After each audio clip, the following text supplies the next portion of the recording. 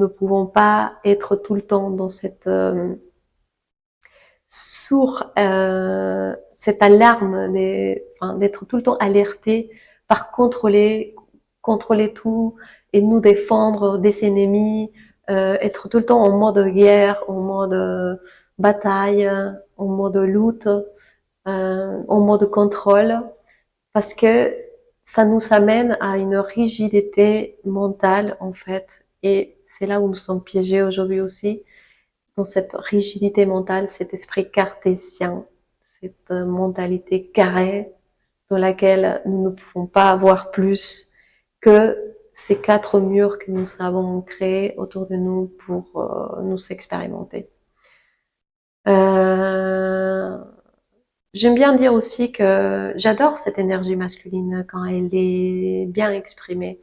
Et je déteste les côtés masculins obscurs dans lesquels les hommes, ils sont appris qu'à travers la peur, ils peuvent contrôler.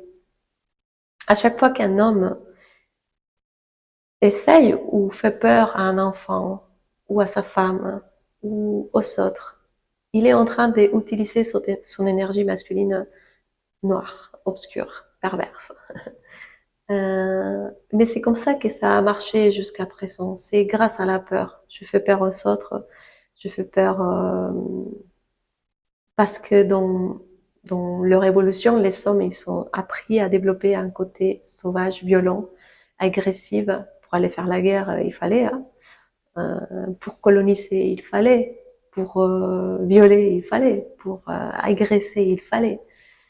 Mais les temps ont changé. On n'est plus dans ces mondes et il faut que les hommes aussi ils s'apprennent à s'adapter et à utiliser cette énergie masculine, plutôt les hommes et les femmes aussi qui ont cette énergie. Attention, il ne faut pas s'enfermer dans homme-femme, c'est plutôt psychologique, mental, spirituel, énergétique que physiologique. Donc c'est le moment aussi, où les hommes doivent commencer à utiliser cette énergie.